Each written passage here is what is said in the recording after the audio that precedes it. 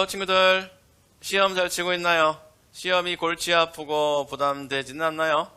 어른이 되면 시험에서 해방될 거라고 믿는 사람이 많은데 꼭 그렇진 않아요. 자격증 시험, 입사 시험, 승진 시험, 또 다르게는 논문 평가, 자격 증명 등 넘어야 할 것도 많아요. 인생의 말년쯤 되면 대부분 시험에서 해방될지 모르겠지만 죽을 때까지 치러야 할 시험도 있어요. 그건 신앙의 시험이에요. 그게 유혹이나 테스트라는 이름으로 바꿔 부를 수는 있는데 어쨌든 우리 인생의 그림자처럼 따라다닌다는 건 확실해요. 내가 어떻게 사는가, 하나님 앞에서 또 사람들 앞에서 과연 올바로 사는지 우리의 일거수일투족을 말씀으로 평가받아야 합니다. 인격이나 성품을 넘어서는 신앙적인 삶, 이스라엘 사람들은 바로 그걸 이루기 위해 십계명에서 시작하는 율법을 받았어요. 오늘 바로 그걸 알아보자. 기도할게요. 하나님 아버지, 복잡한 저희의 삶 속에 말씀이 들어와서 우리의 일상을 정리할 수 있도록 도와주세요. 예수님의 이름으로 기도드립니다. 아멘. 오늘 본문은 여러 주제가 뒤섞여 있는데 크게 두 가지로 나뉩니다. 큐티책에 나온 대로 이웃 앞에서, 하나님 앞에서에 관련된 내용이에요. 먼저 본문을 읽어보세요.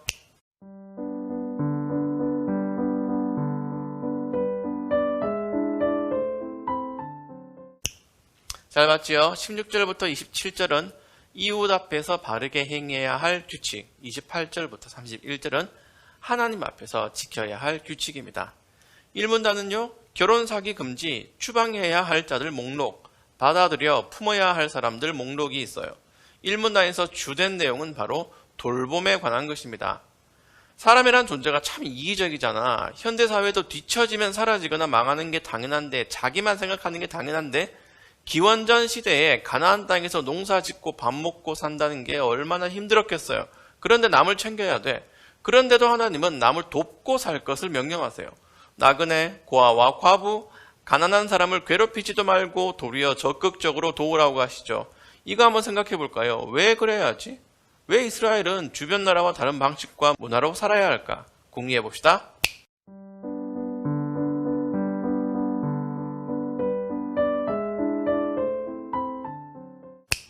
첫째, 하나님은 자비로우시기 때문이에요. 하나님은 당신이 거룩하시기 때문에 이스라엘이 거룩하라고 하시고, 당신이 자비로우시기 때문에 당신의 백성도 그 자비로움을 드러내라고 하세요.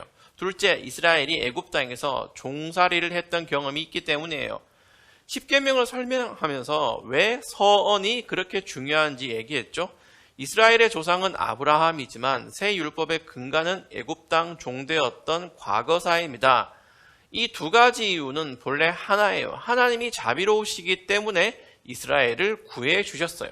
그리고 하나님은 혼밥하고선 입 싹 닦지 말고 주변에 받은 은혜를 나눠주라고 요청하세요. 명령하십니다. 그러니까 윤리적으로 도덕적으로 한 차원 높은 국가를 만드는 건 하나님의 자비하심을 경험한 사람들이 그걸 공유하기 위한 목적인 거예요. 여러분이 구원을 바르게 인식하고 사랑과 자비가 뭔지 체험했다면 당연히 여러분의 삶에도 사랑, 이해, 섬김, 겸손, 자비 같은 게 싹트고 점차 열매를 맺어 나갈 겁니다. 모자란 나무 같아서 결실이 더딜지라도 하나님의 은혜가 그 삶에서 나타나는 일은 반드시 이루어집니다. 1문단은 그 주된 삶의 방식 외에 또 다른 적극성을 요구해요. 찾아봅시다. 적극적으로 달려들어야 할 게 착하게 사는 것이고 적극적으로 혐오하고 피해야 할 게 있어요. 1문단에서 이스라엘 나라 밖의 사람들이 하는 풍습이 뭔지 찾아보세요. 세 가지입니다.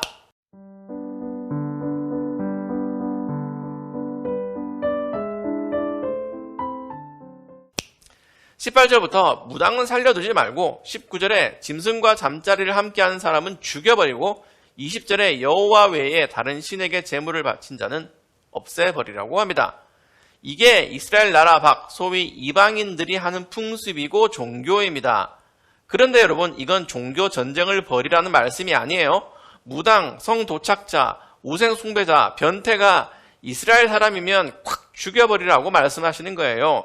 당시 온 세계가 점치고 성욕을 충족하려고 별짓을 다하고 돌과 나무와 해달비를 절하고 자기 자식을 바치는 사람 천지인데 그 사람들 다 죽이려면 세계대전이라도 일으켜야 돼요. 이스라엘 내부의 문제입니다. 이 세 가지가 얼마나 심각한지 레위기에서도 거듭 강조해요. 왜냐? 바로 그게 여호수아서에서 가나안 사람들을 진멸하라고 하신 배경이에요. 그래도 잔인하다고? 아니요. 이스라엘이 가나안 땅에서 사랑의 나라를 건설하는데 제일 방해되는 건 전쟁이나 전염병이 아니라 가나안의 풍습입니다. 그들과 적당히 타협하고 교류하고 국밥도 한 뚝배기 후루룩 걸치고 결혼하고 하다 보면 반드시 미신에 빠지고 성관계 관념이 망가지고 하나님을 버리게 되는 거예요. 그건 은혜로 건설된 하나님 나라를 망하게 하는 원인이 됩니다. 한 사람이 수백만 명을 죽여버릴 수도 있는 문제예요. 그래서 죽여요. 때로는 추방해요. 그게 그렇게 잔인한 일일까? 정말로 잔인한 건 구약의 논리를 그대로 가져와서 근현대 사회에 적용한 기독교인들이에요. 흑인들을 노예로 부리고 종교 전쟁을 일으키고 불신자들을 혐오하는 문화가 잔인한 겁니다. 이스라엘이 품어야 하는 나그네는요, 이방인도 포함된 개념이에요. 사랑을 베풀 땐 넓게, 정죄할 때는 좁게 하는 게 중요해요. 이래서 어떻게 살아야 하는지 고민해야 되죠. 적극적으로 드러내야 하는 건 이웃사랑이고 공동체를 아끼는 마음이고 적극적으로 피해야 하는 건 죄와 유혹과 타락입니다. 이 둘을 쓱 까버리면 끔찍한 혼종이 탄생하는 거예요. 우리는 잘 살아야 돼요. 대상과 목적을 분명히 해야 됩니다. 무조건 관용하거나 항상 까칠하면 안 돼요.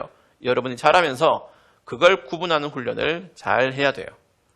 그러면 두 번째 문단, 세 절밖에 안 되는 내용은 덜 중요한가? 아니요. 하나님에 관한 의무가 어떻게 그러겠어요? 찾아보세요. 이 문단에서 가장 중요한 구절은 뭘까요?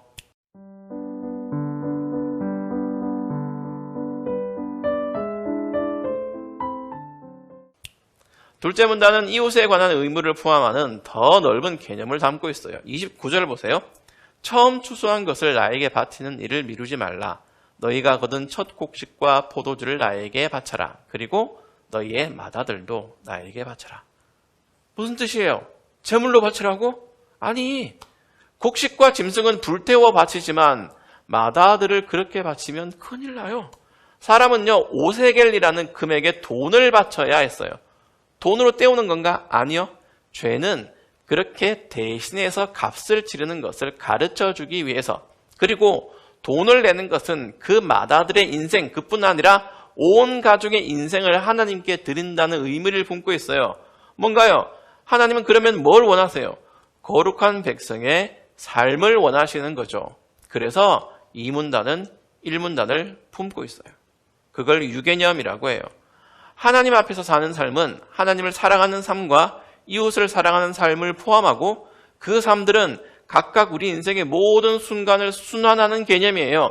여러분이 밥을 먹든 게임을 하든 해외여행을 가든 뭘 어떻게 해도 설사 범죄자가 되어도 대한민국 사람이라는 틀 안에서 움직이는 것처럼 신자인 여러분이 뭘 해도 하나님 앞에서 사는 경건한 삶, 온 인생을 하나님께 드림직한 삶이 되어야 하는 겁니다. 출애굽기 20장에서 10계명을 받았어. 그리고 23장까지는요. 10계명에 따라오는 참고서나 문제풀이집 같은 거예요. 오늘 본문도 그래요. 10계명, 거룩한 10가지 말씀에서 서언이 앞에 추가되는 말씀이라면 뒤에 추가되는 말씀은 예수님의 요약, 하나님을 사랑하고 이웃을 사랑하라는 율법과 선지자의 강령입니다.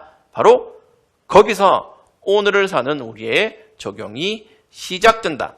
우리가 무슨 수도승도 아니고 어떻게 온 인생을 하나님께 바칠 수가 있겠어요? 매일 예배 드려야 되나? 24시간 기도해야 돼요? 우리는 악하고 또 의지도 약해서 말씀을 그대로 적용하며 살지 못해요. 매일 그렇게 못 살아요. 하지만 그렇다고 묵상하고 적용하는 걸 멈추면 안 되죠. 서울대 못 간다고 공부 안 할 거야? 취직 못 한다고 방구석 폐인 되는 게 당연한가? 아니잖아요. 항상 경건하진 못해도 항상 경건을 염두에 두고 죄를 멀리하도록 적극적으로 노력하고 경건하려는 부담감이 있어야지 행동이 바르진 못해도 개념은 똑바로 챙겨야 돼요. 잊지 맙시다. 하나님은 우리에게도 삶을 요구하신다는 거. 당장 어떻게 뭘 잘하는 것보다 이 개념을 단디 챙겨갖고 삽시다. 개념만 충만하지 말고 하나씩 하나씩 진보하고 변화하는 모습을 하나님과 사람들에게 보여줍시다. 하나님 앞에서 한 가지 사람들 앞에서 한 가지, 급식기도 잘하기, 잠자기 전에 기도하기, 찌르는 말 하지 않게, 맛있는 거 나눠 먹기, 흘겨보지 않기, 예배 잘 드리기, 예배 빠지지 않기, 큐티 잘하기 등 이 중에서라도 하나씩 골라서 실천해 보세요. 그게 여러분이 맺어야 할 열매이고 평생 치러야 할 시험입니다. 기도합시다. 하나님 아버지, 잎사귀만 무성한 그런 나무가 되지 않게 저희를 도와주세요. 열매를 맺을 줄 아는, 말씀을 듣고 배웠으면 실천할 줄 아는 사람이 되게 해주세요. 무엇보다 하나님의 사랑과 구원의 은혜를 잘 깨닫고 믿고 체험해서 그 감격을 주변에 나눠줄 줄 아는 사람이 되게 해주세요. 예수님의 이름으로 기도드립니다. 아멘. 우리 여러분 다음 시간에 다시 만납시다.